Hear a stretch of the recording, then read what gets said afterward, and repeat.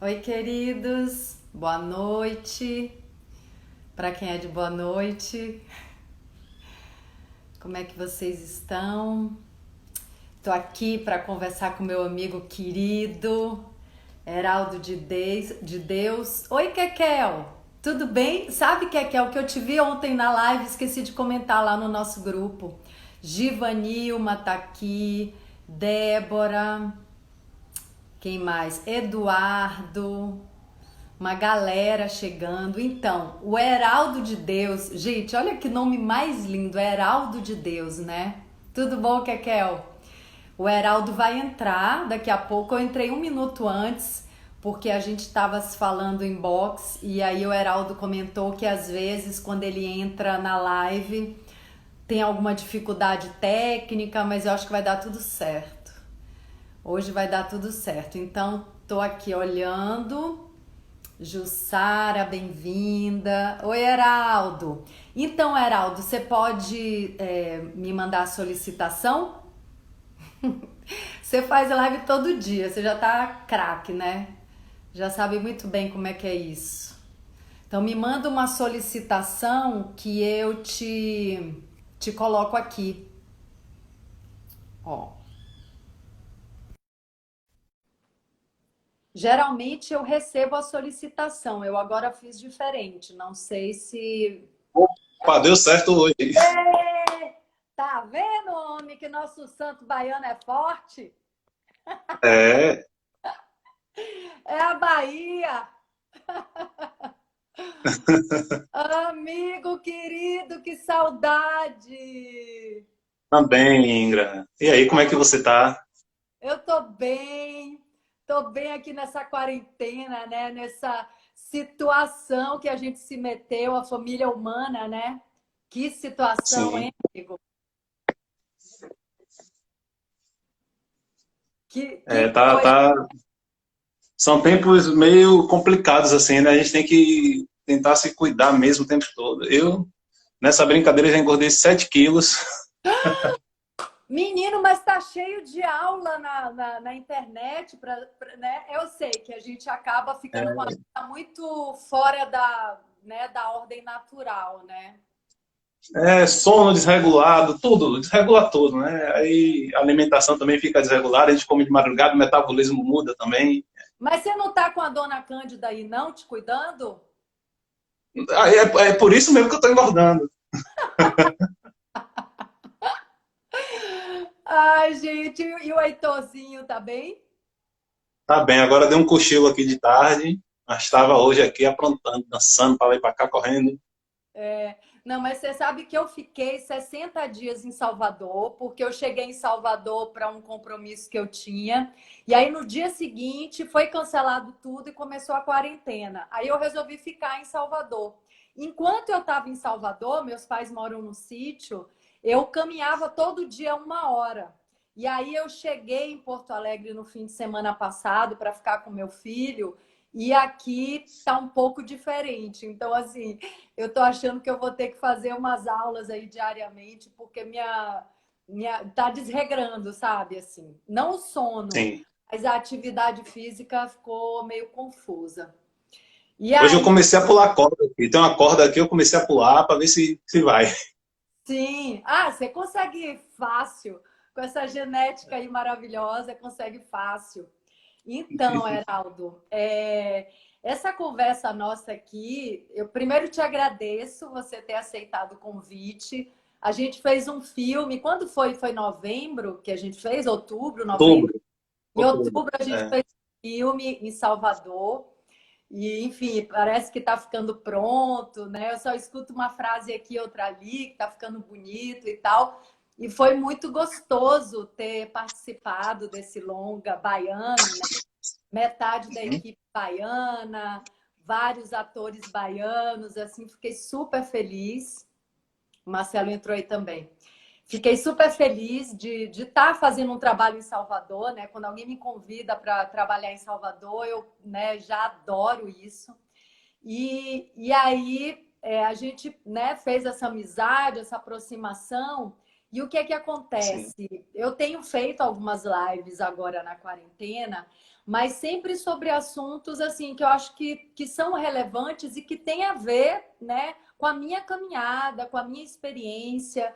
Então eu tenho falado muito sobre autoconhecimento, que é um universo que eu, né, que tem me encantado, tem me movido na vida, é esse olhar para dentro. Acabei de concluir, né, meu segundo livro sobre autoconhecimento. Eu estou nesse mergulho. Então, assim, o que tem acontecido, principalmente nos últimos 10 anos da minha vida, é que eu não tenho direcionado muito minha energia, eu não tenho focado muito em questões como, por exemplo, questões de gênero, questões raciais, questões políticas. Eu tenho minhas posições, mas eu não tenho colocado muito energia nessas coisas. E o que aconteceu foi que há uma semana eu comecei. Primeiro, o que aconteceu com George Floyd foi um negócio assim que, caramba, de vez em quando acontece alguma coisa assim que sacode a gente por dentro mesmo, né? Assim, que mexe nas sim. vísceras. E aquilo foi muito chocante. Assim, eu acho que qualquer ser humano com um mínimo de sensibilidade fica assim, meu Deus, onde é que eu estou vivendo, né? E nessa última semana, Heraldo, eu comecei a ser tocada assim no coração de uma maneira muito doída por essa questão racial, né? E aí eu falei, caramba, é incrível porque há muito tempo isso não me puxava da maneira que está me puxando.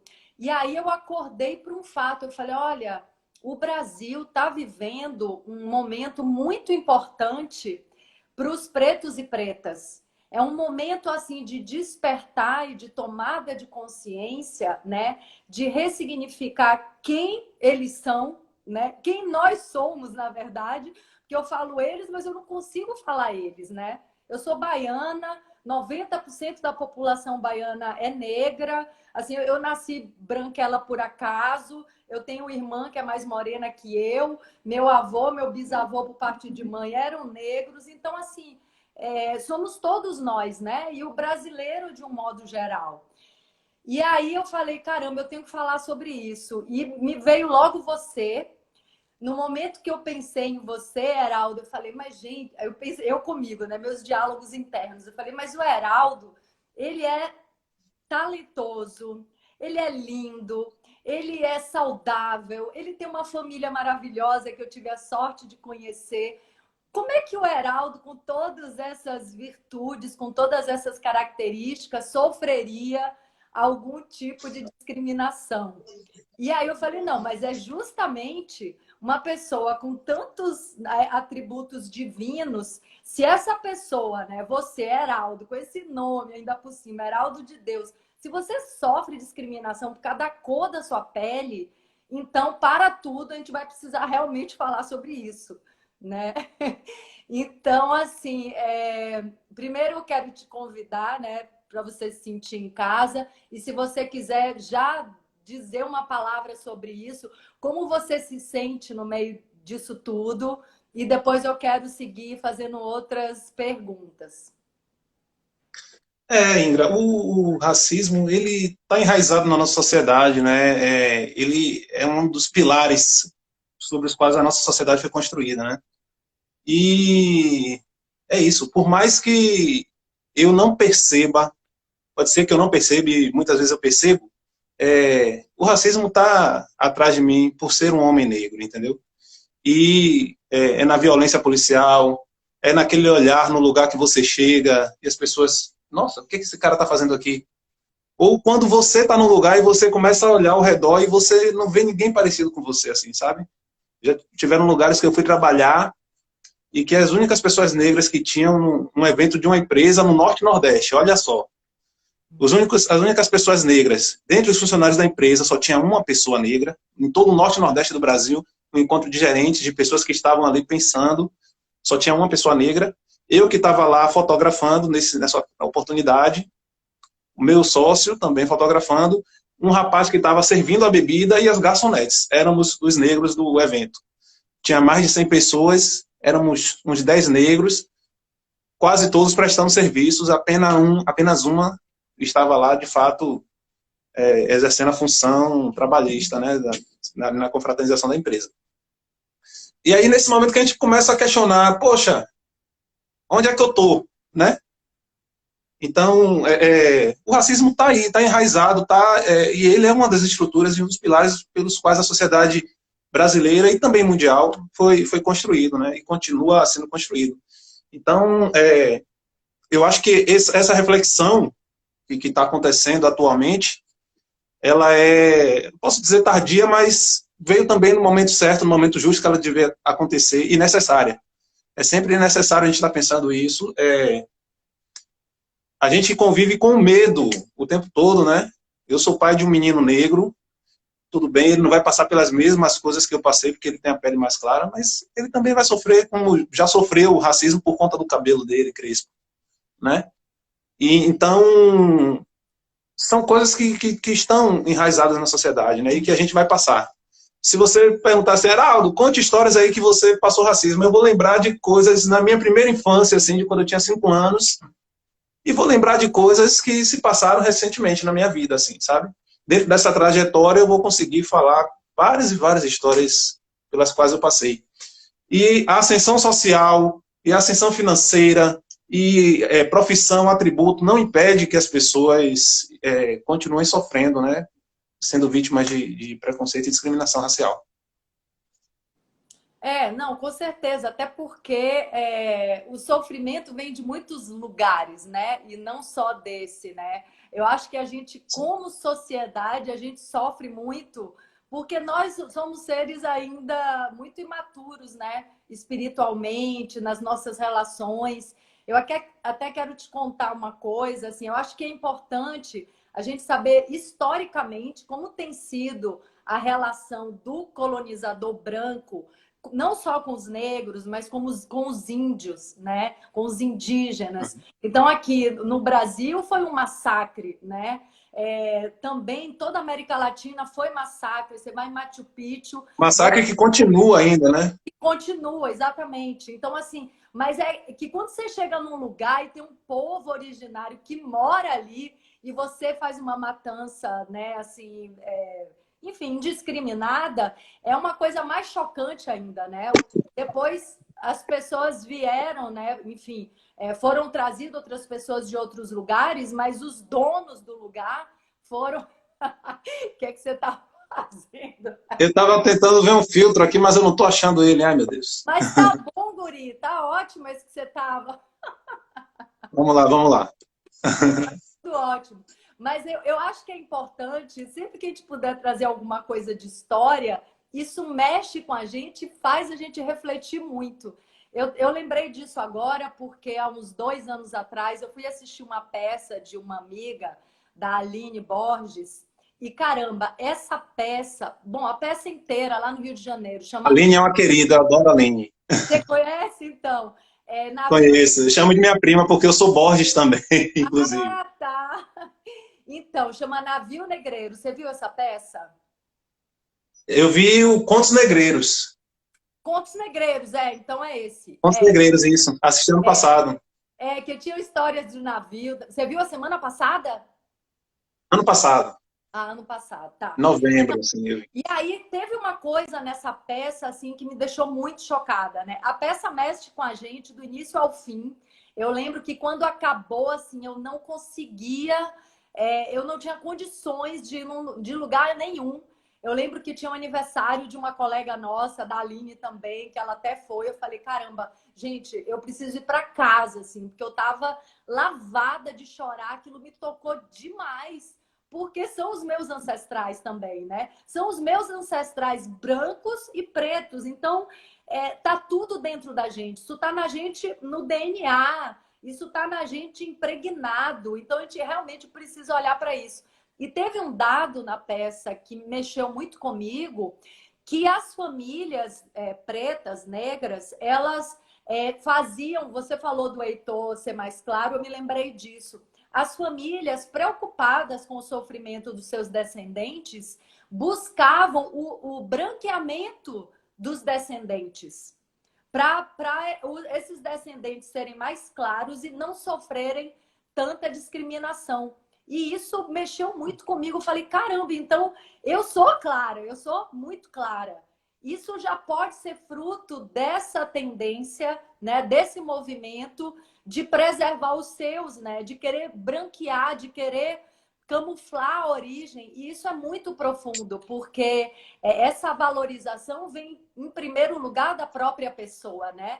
De valorizar sua cor de pele. Como é que você sente isso, Heraldo? E historicamente, esse direito às pessoas negras de se relacionarem também foi muito negado, assim, né? Os negros, quando eram trazidos nos navios, eles eram separados, eles não ficavam junto com o seu povo, né? Eles eram separados para que não se comunicassem, botavam pessoas que não soubessem a mesma língua, que não fossem da mesma região, às vezes até de lugares diferentes, que não tivesse essa conexão, né? E, além disso, teve muito do estupro, né? Dos senhores para com as escravas, né? As escravizadas. E esse também é um outro dado que a gente não pode negar, um dos fatores assim que influiu muito na miscigenação. E eu estava conversando essa semana sobre um artigo de Bell Hooks, que Bell Hooks fala sobre essa questão de, até dentro daquela comunidade ali, da senzala, da fazenda, né? As pessoas, elas tinham medo de se conectar, de criar relações, de gerar uma família, porque no dia seguinte ela poderia ser vendida, enviada para outro lugar. Então, são direitos que foram negados, né? Assim mesmo, ao afeto, ao carinho, e que hoje a gente ainda sente reflexos disso, né? Hoje ainda a gente está num processo de melhora, de evolução, mas ainda se tem essa dificuldade, né? E a gente vê que a gente vai melhorando, mas ainda é difícil, e muitas vezes isso é negado para a gente, né? E as coisas tocam na nossa subjetividade, né? Porque as pessoas estão sempre nos enxergando como corpos à disposição para a violência ou à disposição para o sexo, né? Então é a forma como a gente é enxergado pelo outro que ainda nos causa esses resquícios dessas coisas ruins pelas quais passamos, né? Os nossos antepassados passaram. Até a Viviane falou aí, né, sobre o branqueamento, né, que não era uma coisa opcional, era uma coisa forçada, mas, e é verdade, tem esse lado, né, de ser uma coisa forçada, mas muitas famílias buscavam também por proteção, né, para seus descendentes serem liberados desse abuso. E esse abuso, na verdade, esse abuso existe também em vários setores, né? Com as mulheres, com as minorias, com os homossexuais. Então, assim, eu acho que o ser humano está precisando, né, evoluir, crescer mesmo, né, em todos os sentidos. Essa crueldade com o irmão, ela está em várias relações. Está na relação até de marido e mulher no dia a dia, está na relação de pais com filhos. Então, essa semente da crueldade existe em todos nós, né, Heraldo? Mas assim, uma coisa que é importante, quer dizer, que eu sinto que precisa ser dito, é que assim, essa semente de crueldade existe em todos nós, mas assim, eu não alimentei essa semente de crueldade dentro de mim. Assim, eu não faria como aquele policial fez. É importante que isso seja dito, sabe? É importante que seja dito que muita gente, se Deus quiser, a maioria, não mataria uma pessoa nesse nível de crueldade, sabe? Por causa da cor da pele. É importante que a gente reconheça também a grandeza do amor que existe nos corações de muitas pessoas, né? Para que a gente possa, nesse momento também, dar as mãos, né? Irradiar essa conversa, essa discussão, essa reflexão e trazer um novo tempo, né? Construir um mundo novo, baseado realmente em união, em igualdade, respeitando as diferenças, valorizando as diferenças, entendendo, né? Isso é uma grande maturidade espiritual, de que são as diferenças que nos fazem crescer, né? Porque são as diferenças que trazem coisas novas para a minha vida, para a minha maneira de ver o mundo. Então, assim, é importante também, dentro desse movimento, por isso que eu achei tão positivo assim, esse despertar, né, desse movimento agora, que tem muitas pessoas de todas as etnias engrossando esse coro e querendo que essa situação mude mesmo. Chega, basta, vamos parar com isso, né? A gente não quer mais essa guerra. Como é que você sente Sim. isso? É importante, você tocou num ponto importante aí, né, de valorizar o diferente, né? É, as empresas, as pessoas em geral, as organizações, as instituições, elas precisam perceber que a diversidade é importante e é valiosa, né? Quando você traz um olhar diverso, você traz coisas novas, você se enriquece também, né? Assim, uma das coisas que o teatro permite é essa troca, né? De trocar com vários corpos, de estar ali em contato com várias pessoas que pensam diferentes, com orientações diferentes, com sexualidades diferentes, com corpos diferentes. E no teatro, o bom do teatro é esse, né? Que todo corpo é bem-vindo ali, todo mundo é bem-vindo, toda voz é bem-vinda, todo mundo traz a sua contribuição, né? E se todo mundo parasse para agir como as artes agem em geral, mas mais especificamente o teatro, assim, que eu digo que é o meu solo principal e motriz, a gente seria uma sociedade muito mais evoluída e muito melhor, né?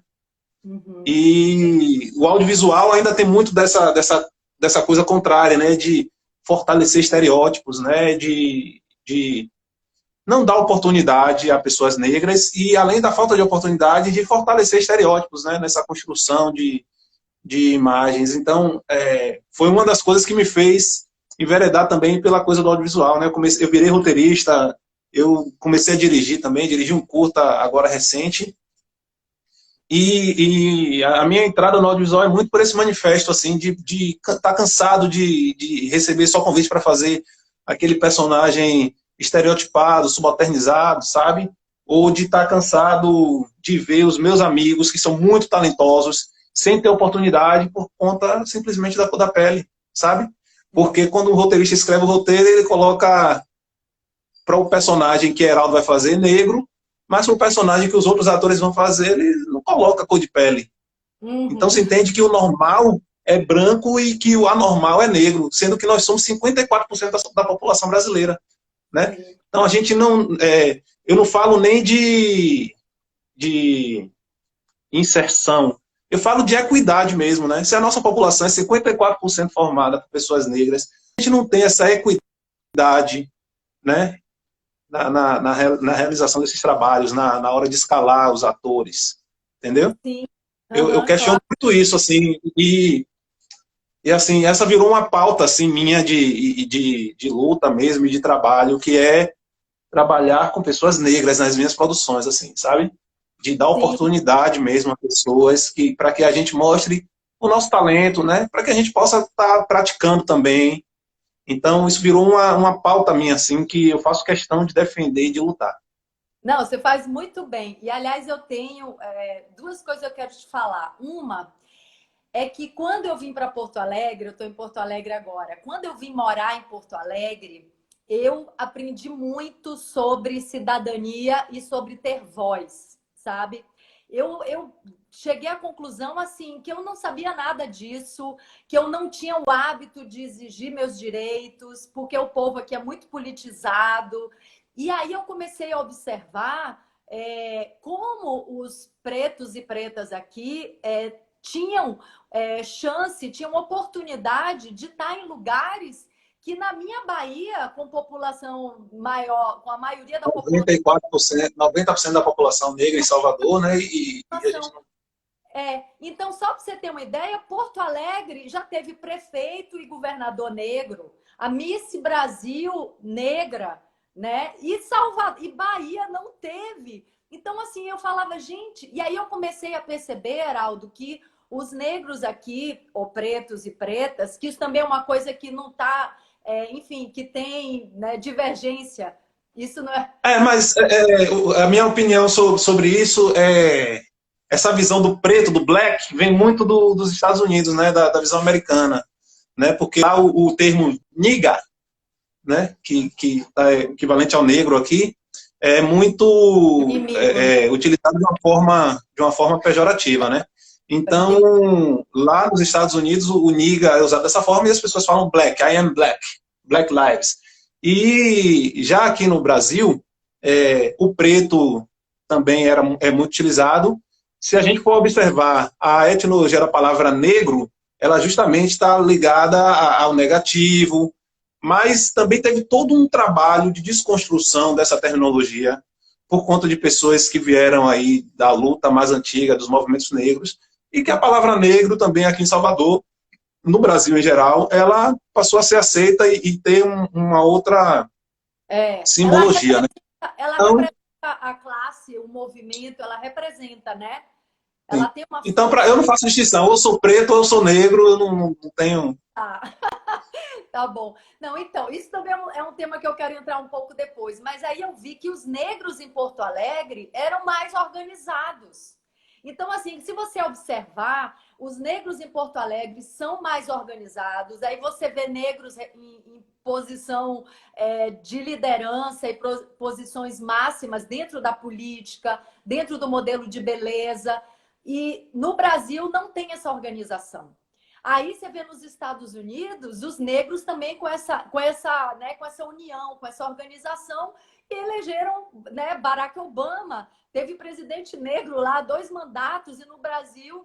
Então, assim, faz sentido que os negros realmente se organizem. Faz sentido. Agora, qual é a novidade que a gente pode almejar para um novo tempo? Não é só os negros, só os pretos fazerem parte desse movimento.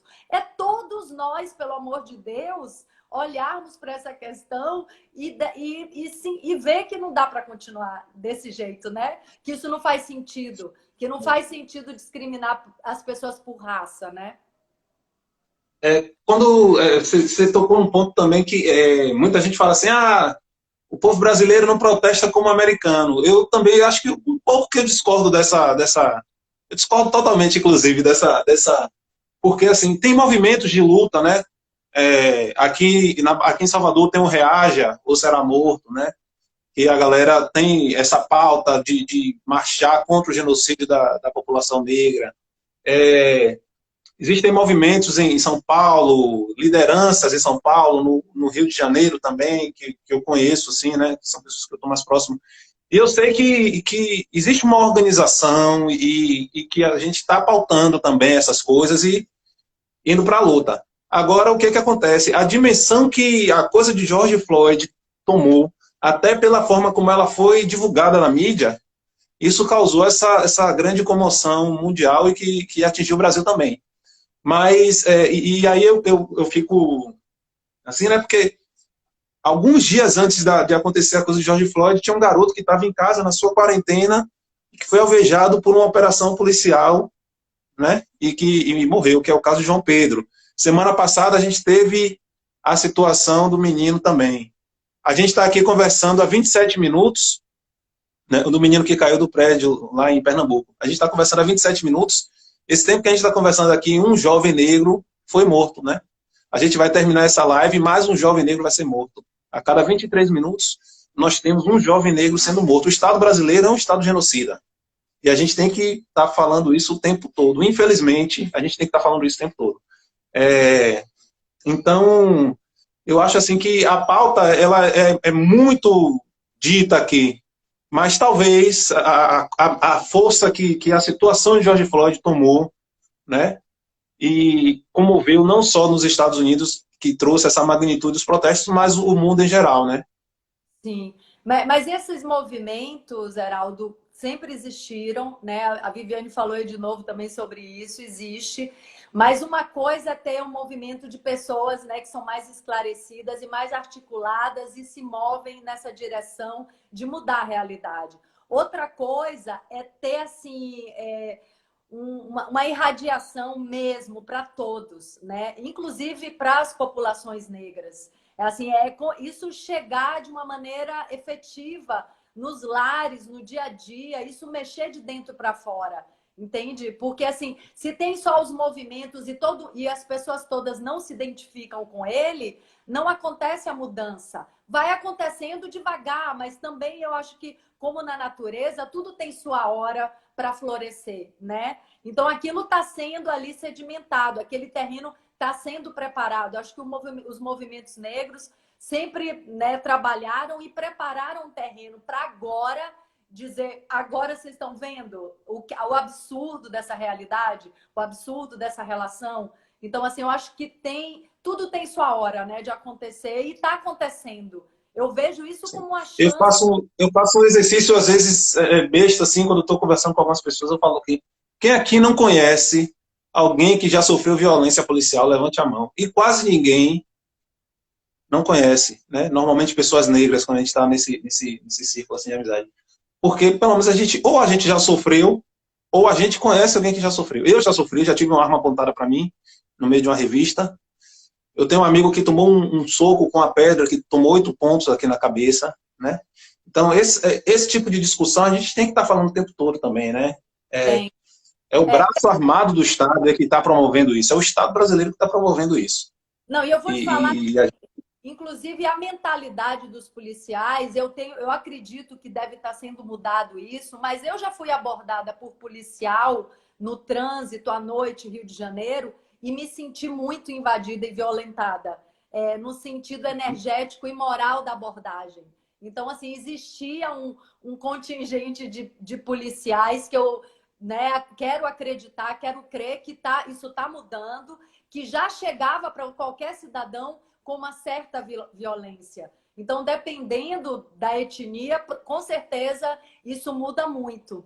E o que eu queria te perguntar é assim, como é que você vê isso em Salvador, né? Essa questão toda de Salvador ser maioria negra e até hoje o negro ser muito valorizado na questão das artes. Eu acho que a gente não pode esquecer disso. Isso tem o seu valor, isso tem o seu lugar. Na questão da musicalidade, eu vejo uma valorização.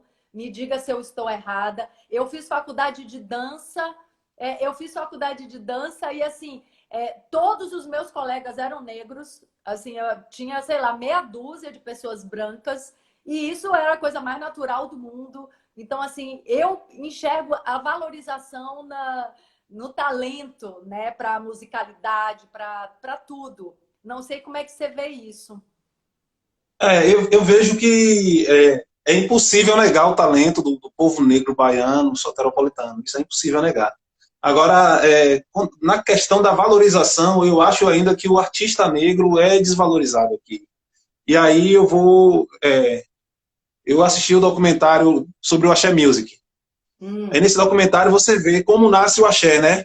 O samba reggae sai dos blocos afros e vai, né, ganha o mundo, né, ganha essa expoência mundial. Mas se você parar para observar hoje, quais são os ídolos do Axé Music? Quantos negros tem? De um ritmo que nasceu do pulsar dos tambores negros, da cabeça de pessoas negras. E continua Né? sendo alimentado pelos negros, a banda toda é. Isso. Só o vocalista que é branco. Mas os expoentes, os grandes ídolos, são pessoas brancas. Se você parar para observar como isso ao mesmo tempo sutil e violento, né? Eu vi banda Reflexos, eu vi banda Cheiro de Amor, banda Mel, Margarete Menezes, né? Todos negros, os primeiros cantores, puxadores de trio do Axé Music, pessoas negras. E hoje, se você for ver, quem são os ídolos do Axé? Né? A Margarete ainda né? A Margarete ainda está aí representando. A dança, eu não tenho propriedade para falar porque eu não conheço muito. Mas no teatro, existe, eu não sei se ainda existe, né? Mas era uma prática da escola de teatro. Erinaldo, que estava aqui na live, não sei se ele ainda está, ele vai poder confirmar isso. Se você for observar, a cor da pele dos alunos de interpretação é uma, de direção é a mesma, e os alunos de licenciatura, na sua maioria, negros. Ou seja, o negro é bom para dar aula de teatro, para ser professor. Mas para ele ser ator, não. E aí eu trago para minha própria trajetória, porque eu fui reprovado 3 vezes no vestibular de teatro na UFBA, na segunda fase. Né? E não porque eu era pior do que alguns colegas que estavam fazendo vestibular. Não, com certeza não. Inclusive, eu acho que eu tinha feito até provas melhores que alguns deles. Mas o crivo, né, que dava um certo percentual para alunos negros estarem ali nessas turmas de interpretação, né? E outra aí, Beto está falando, Margarete é local. Infelizmente, ela também está fora dos grandes ídolos. Margarete faz muito sucesso aqui, mas Não, ela tem né, não tem essa... uma certa projeção, mas eu concordo que assim, não é o top, top, top, top, né? Dos que Sim. estão aí, Não, né? não, não é quem recebe os maiores cachês e a maior fatia do bolo, né, do Axé Music. O que é uma grande justiça, né? Porque, nossa, quando aparece aquela cena de Margarete cantando Faraó em 86, meu Deus do céu, não tem igual. Aquilo, Tá de só de bar! falar já arrepia. Pois é, mas aí eu quero te contar uma coisa que eu esqueci de contar, que é interessante, que tem a ver com o negro no audiovisual e a negra no audiovisual, que foi uma vez que eu estava aqui em Porto Alegre, num evento de roteiros. Eu estava, enfim, tenho escrito de vez em quando alguns roteiros, mas estou escrevendo livros e tal. E aí eu estava num evento de roteiristas em Porto Alegre e eu vi que tinha uma mesa sobre o negro e a negra nos roteiros, né? Sobre a representatividade negra nos roteiros. E aí tinha uma atriz negra daqui de Porto Alegre que falou exatamente aquilo que você tinha falado antes, e ela falou assim, que às vezes tinha lá a descrição do personagem, era assim, 20 anos, garota de 20 anos, bonita. Ela ia pro teste. Garota de 20 anos, bonita. Eu tenho 20 anos, eu sou E bonita. nunca estava no perfil. Hã? É o que estava no E perfil. nunca E estava aí no perfil. ela chegava lá e falava assim, não, mas não é negra. Aí ela falou assim, mas é 20 anos, bonita e tal. Então, assim, aí aquela mesa de roteiro foi muito legal para mim. Porque justamente eu tô nesse processo de começar a escrever roteiro e eu já estou escrevendo livro. Então, no meu segundo livro, eu fiz uma coisa que eu achei muito legal. Até vou dar um spoiler aqui, mas vale a pena. Primeiro que uma das três personagens principais, né, uma das duas personagens principais, ela tem feições indígenas. Isso é dito assim depois de um tempo já enfim, de história é que isso é colocado, porque isso não Sim. define a personagem. Por acaso, ela tem características indígenas, tem a ver com a história, vai trazer uma série de outros fatores, mas pode ser de outra etnia, não tem problema. E também na história tem o negro que tem toda uma trajetória dele com a namorada dele, onde eu não falo nada e de repente eu falo da beleza da pele negra dele, assim, já para pegar o leitor de surpresa, porque por que a pessoa só imagina que aquele personagem é branco? Por que ele tem que ser branco? Então eu construo todo o imaginário, aliás, você faria muito bem esse papel, eu construo todo o imaginário de beleza, né, de ser atraente e tudo mais.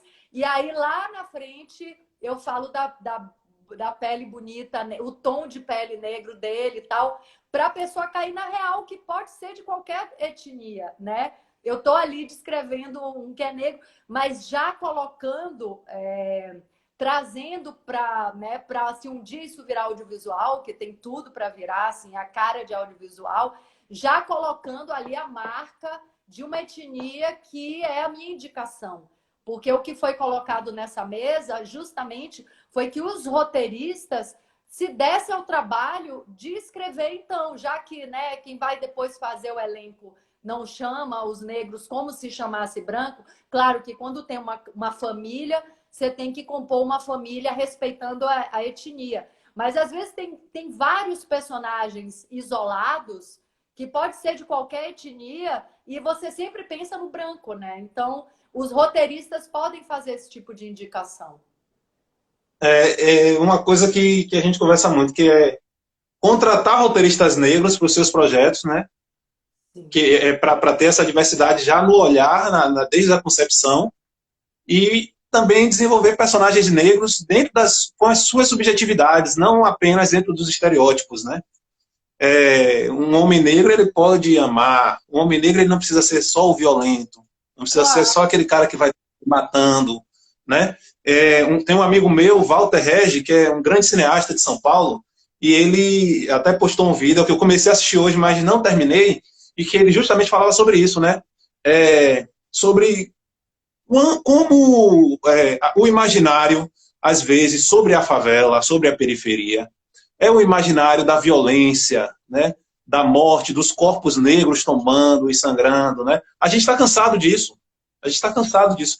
Então, e quando a gente vai ver a narrativa que a própria favela cria sobre ela, você vê que a coisa é poesia pura, né? Então, por que não atentar para isso, né? Não atentar para a poesia que existe dentro desse lugar, para a diversidade, para É, as subjetividades dessas pessoas que ali estão, né? ressaltar as É, virtudes, gente, pelo amor de Deus, né? Um lugar que está cheio de virtude. Então, é exatamente isso, assim, quando a gente deixa para colocar a cor da pele lá no meio da história, é porque aquele personagem tem 10 mil coisas para falar antes de você saber a cor da pele dele, entendeu? Assim, é isso. Ele é 10 mil coisas e né, depois de 10 mil coisas, a próxima coisa é você saber a cor da pele, só porque eu estou fazendo indicação, só porque eu sei que talvez o produtor de elenco bote todo mundo branco e eu não quero isso. Marcelo Mas está falando aí, ó, violência e hipersexualização. É muito do lugar que os atores negros, os personagens negros são construídos, né, dentro do imaginário, principalmente do audiovisual. Ano passado, quando a gente foi fazer aquela coletiva lá em Lauro de Freitas, né, aí teve uma amiga que me perguntou assim, vem cá, se perguntarem como é que você se sente sendo o único negro no elenco principal, o que, é que você vai dizer? Me fizeram essa pergunta, assim, uma amiga falou, eu falei, rapaz, eu não vou dizer nada, eu vou falar, eu acho que os meus colegas aqui deveriam falar o que, que eles acham disso. Porque o que eu vou falar, você já imagina o que é, né? Agora, o que é que eles acham? E aí, ia passar o microfone para vocês falarem, assim, sabe? então, até falando Ainda disso, bem que eu fizeram a pergunta. e o seu papel era um papel legal, era um policial, né? Um É, policial do bem, sim. era um papel muito legal. Aí, até falando É, disso, Heraldo, eu lembro já de ter também participado de situação onde a pessoa que estava escalando tinha medo, tinha receio de escalar um negro para um papel, porque era um papel não de criminoso, mas era um papel de vilão. E aí ia ser, né, ia dizer que aquilo era discriminação, ia ter esse pudor com relação a se o personagem é bom ou se é mau, entende? Então, assim, não era bandido, não era esse estereótipo, mas era um vilão e a pessoa que estava escalando tinha medo de ser taxado de preconceituoso. Como é que você vê isso também? não, eu quero fazer o que eu falo, né? Assim, eu quero fazer personagens que me desafiem, né? Então, se tiver que fazer um vilão que me desafie, porque existem vilões negros também, né? Ainda bem que existem, Óbvio, sim. É. né? Então, eu falo assim, eu quero sempre fazer personagens que me desafiem. Então, eu toparia super fazer, assim. O que eu não gostaria muito de fazer era que tivesse nesse lugar comum, assim. Como eu já recusei convites, assim, de cineastas que me mandaram o roteiro, e aí quando eu fui ver o roteiro, o nome do personagem... Qual é o nome do meu personagem? Ladrão. Eu fiz, o nome do personagem é Ladrão. Pá. E as falas de Ladrão era sempre o tempo todo ele chamando um personagem branco de Parmalat. Eu falei, pô, velho, na moral, eu tô pautando uma outra coisa que construa uma narrativa diferente, então eu não vou aceitar seu convite, não. Muito obrigado. E declinei o convite dele, assim, sabe? Que bom que você disse. Mas, É, é, e não. assim, infelizmente também por um lado, a gente entende que tem atores que precisam trabalhar e que às vezes tem que passar por cima até dessa situação para poder aceitar esse tipo de papel, né? Assim, poxa, a minha consciência está dizendo uma coisa que não é isso que eu quero dizer, não é esse discurso que eu quero fortalecer, mas eu estou precisando trabalhar, né? E eu vou aceitar por isso, assim, né? Mas tem Então, uma. Não, é verdade isso, mas quando você fala isso também, Heraldo, eu percebo, eu não posso deixar de me lembrar que atores brancos também aceitam fazer coisas muito pequenas, né? Assim, como esmolas mesmo, achando que aquilo, né? Porque, inclusive, esse universo é muito recheado de ilusão, né? E de Sim, deslumbramento. Então, assim, isso é do ser humano. A gente precisa enxergar o nosso valor, a gente precisa enxergar a nossa inteireza. Claro, a gente está falando aqui da questão racial, mas assim, nós como seres humanos, como família humana, a gente precisa nos dar o que a gente merece. A gente precisa se sentir merecedor. Então, até eu acho que os brancos, né, todas as etnias, precisam se ajudar nesse lugar de um reconhecer o valor do outro, de um valorizar o outro, porque a gente também está precisando descobrir o nosso valor. Sabe, essa irmandade, essa união é importante para eu descobrir o meu valor enquanto ser humano, enquanto dignidade, né? Enquanto pessoa que sabe que merece o melhor, né? Então, assim, com tem muita. certeza. E quando você toma consciência desse seu valor, as coisas melhoram. Assim, as coisas melhoram. E aí eu posso falar até também sobre minha trajetória pessoal, né? De tomada de consciência mesmo, né? Porque a gente vai construir. A nossa autoestima ela é sempre abalada, assim, sabe? Enquanto pessoa negra. Então a gente passa a vida sofrendo violências e a nossa autoestima chega um momento da vida que ela é abalada. Então, depois que você consegue, quem consegue superar, né? Depois que consegue, que é uma luta árdua e difícil, que você entende o seu valor e o seu lugar, então as coisas vão melhorando, assim, né? Mas é realmente um processo de construção muito complexo. E você teve a oportunidade de ver aquele filme que eu fiz também, Longe do Paraíso, né? Você foi para a estreia, né? E Sim, aí aconteceu uma situação engraçada que ali é uma coisa que escancara mesmo, assim, a coisa do racismo, né? Porque teve um outro ator negro também que fez uma cena rápida no filme que ele morria logo no começo do filme. E aí no final do filme, e ele estava lá também, no final do filme a pessoa foi lá falar com ele. Poxa, meus parabéns, aquele papel seu tava muito bom, aquela cena no restaurante e tal, não sei o quê, falou, elogiou todo o meu trabalho, pensando que tava falando comigo, sabe? Isso sim. é muito assim, né? Tipo, não, Ah, esse é o sabe negro que tá no quem filme. é Assim, quem? né? Negro é tudo igual, né? Aquela coisa que fala, todos os negros se parecem. E É, eu e mas, Djavan, a gente não nada. mas a gente Aí faz ele falou, não, não sou eu não, foi aquele rapaz ali que fez. mas a gente faz isso, né? A gente faz isso também com os orientais, né? A gente acha que é tudo igual e não é. É É uma tudo igual, a falta, mesma coisa é o caminhão japonês, como dizem, né? é uma falta de cuidado no nosso olhar, né? É uma falta Sim. de querer enxergar as diferenças e de valorizar essas diferenças, né? É tudo igual. É uma falta de vontade de querer enxergar o outro, Heraldo. É isso que eu vejo, assim, a gente precisa aprender a querer enxergar o outro, né? Quem é esse outro? Aprender a olhar para o outro, né? E querer mesmo reconhecer esse valor. E aí tem essa coisa, assim, que também está acontecendo das palavras, né? Tá também entrando num lugar que precisa ser conversado e precisa ser desmistificado para todo mundo entender tudo e não ficar também as pessoas com medo de falar sobre isso, porque, ai meu Deus, eu vou falar uma palavra e vou ser julgado e vou ser condenado. Como essa questão, né, de preto ou preta, negro ou negra, que isso é uma coisa, enfim, tem várias opiniões e tem várias, né, aceitações, isso varia. Mas, assim, por exemplo, tem outras restrições que estão aparecendo que talvez a gente possa falar, como, por exemplo, eu vi, até talvez em live sua, não me lembro, porque eu andei vendo as suas lives também, de alguém falando que era discriminação falar isso tá claro. E aí eu fui meditar sobre isso. Eu falei assim, não, isso tá claro assim, dentro de um assunto, né? Mas eu falei, não, gente, mas espera aí. Várias coisas eu reconheço e a gente precisa mudar a linguagem quando é uma coisa pejorativa. Mas quando a gente fala que um assunto está claro, que uma questão está clara, ou que um pensamento está claro, a gente não está se referindo a uma pessoa branca ou uma pessoa preta. A gente está se referindo à clareza da luz, à luz do dia. O dia é claro e a noite é escura. Não significa que o dia é ruim e a noite, que o dia é bom e a noite é ruim. É só uma questão. Eu consigo enxergar no claro. Isso não significa que é bom e o outro é ruim, né?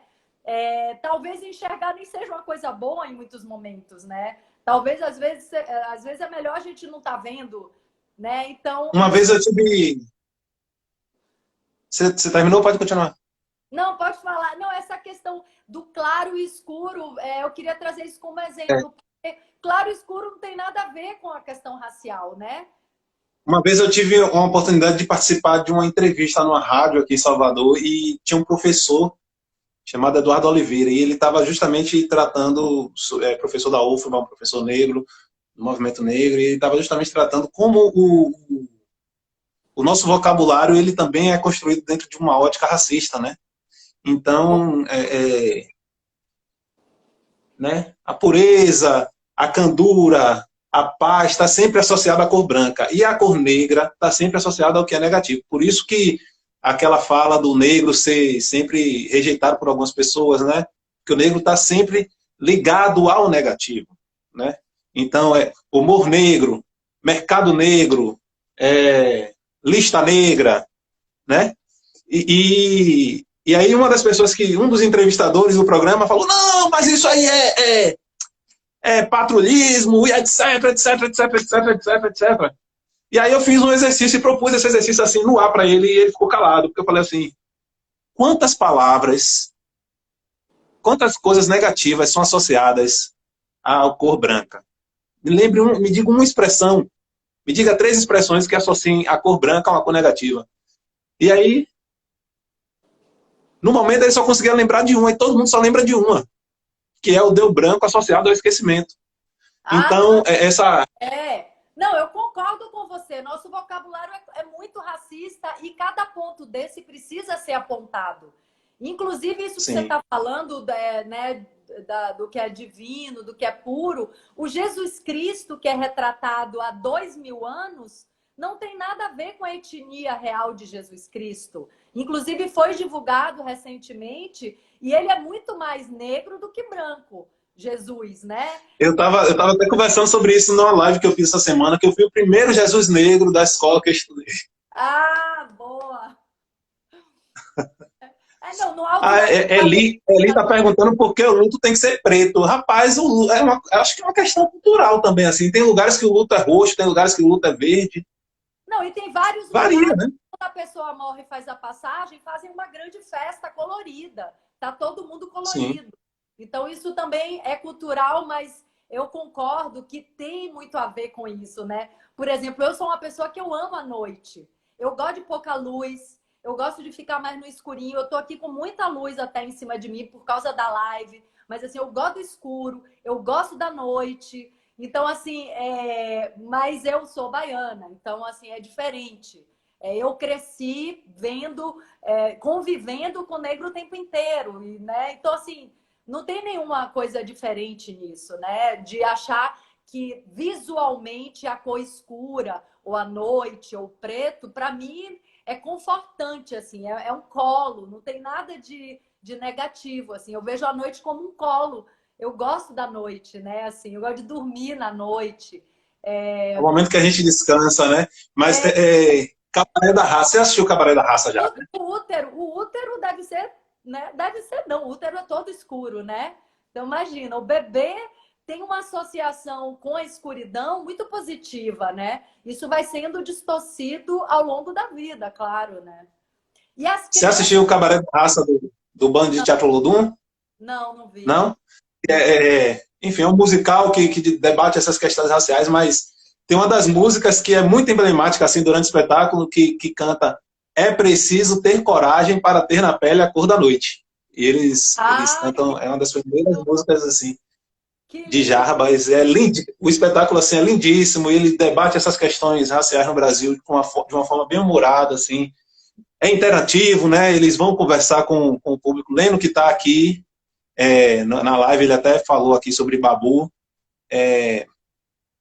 também é ator do espetáculo, enfim, e discute a hipersexualização, discute aquela coisa de você chegar em casa, da pessoa bater em sua casa, e quando você abre, pergunta, cadê a dona da casa se encontra, sabe? Coisas que as pessoas negras passam em relação ao racismo.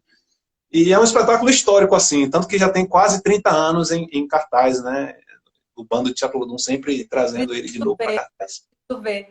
Agora, por exemplo, tem coisas, né? Por exemplo, tem uma coisa que é típica, enfim, várias características positivas mesmo da raça negra, né? Como saúde, né? E força e vitalidade. E eu acho que essa vitalidade, né, dos negros é muito levam, distorcem e levam para a sexualização. Porque não é que é sexual, é vital, é energia vital, é energia criativa, né? O negro e a negra são, é pura explosão, é tambor, né? É energia de vida mesmo. E aí o que é que faz? Distorce e leva para a sexualização, que é um tabu, que não deveria ser, né? A Porque a gente virilidade, é pular da virilidade. É muito da construção ainda da colonização, né? É ainda um aí a resquício gente dessa coisa colonial, né? aí a gente cai num lugar que é o tabu com a sexualidade, que é outra infantilidade do ser humano, né? Que a sexualidade deveria ser uma coisa sagrada, um encontro elevado entre duas pessoas, e a gente jogou isso no lixo, a gente distorceu, botou na lama um ato que deveria ser divino e que é divino por essência, né? E aí, enfim, é uma distorção geral. Amigo, eu estou vendo aqui que faltam cinco Faltam minutos. 7 minutos, né? Hã? 5, é? Eu estava olhando aqui, 6 minutos. E, 56. aí e o pior disso tudo é que quem mais sofre com isso, eu não vou nem falar que são os homens negros, mas sim as mulheres negras. Elas são as que mais sofrem com a Sim, hipersexualização. São sim. as que mais sofrem. Minhas amigas todas falam, né, que acham que elas são sempre um corpo disponível, que pode pegar, sabe? Que gostosa, que, entendeu? Eles acham isso o tempo todo. As mulheres negras são as que mais sofrem com isso. Eles acham que elas gostam disso. Mas sabe o que eu acho, Sim. Heraldo? Eu acho que a nossa geração tem que se esforçar para todas essas mudanças com os nossos filhos, né? Eu com meu filho Guilherme, você com o Heitor, para assim, para ver se talvez, quem sabe, se Deus quiser, na geração deles, isso já começa a colher realmente frutos de mudança, né? Isso não é uma coisa que vai mudar assim. São centenas de anos né, de massacre com mulheres, com negros e negras. E então, assim, é uma mudança que está efervescendo agora para, quem sabe, num futuro próximo, a gente começar a colher os primeiros frutos dessa alegria que é viver em comunhão, viver em harmonia uns com os outros, né? Uhum. Isso é Eu, eu tudo. li, eu li, eu li semana passada um post de alguém aqui no Instagram que falava justamente sobre isso, né?